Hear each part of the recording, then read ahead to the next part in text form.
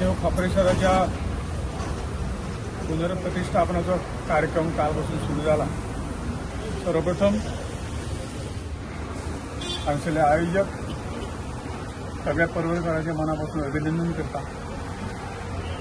की जो इन्शुरन्स फाटी जाल्लो तो सगळो कुशीन धरून सगळ्यांनी एकत्र येऊन परत एकदा देव खापरेश्वराची प्रतिष्ठापनेचो कार्यक्रम जाता खूब आपोवन खूब आनंद जाता. देव कितें आसता ताची एक प्रचिती आमी सगळ्या लोकांक येयल्ली आसा आनी हो कार्यक्रम फाल्यां पूर्ण जातलो आनी परत एकदां खापरेश्वराचे आशिर्वाद संपूर्ण परवरेच न्ही संपूर्ण गोंयचे जनतेक मेळटले हाची वाट दुबावना.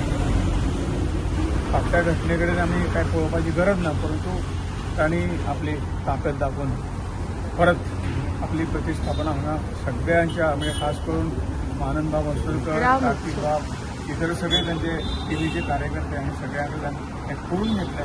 हो एक मोठो एक म्हणजे आश्चर्याची बाब अशी म्हणना, परंतु ताज्या ह्या शक्तीची आणि हांच्या भक्तीची एक उदाहरण आमी सगळ्यांनी पळयल्लें आसा. हांव फाल्यांच्या उत्सवाक शुभेच्छा दिता.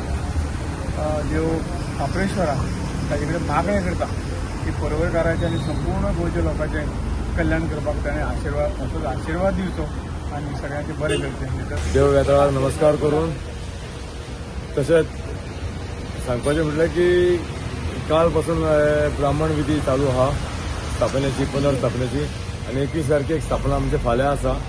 काल आयज आनी फाल्यां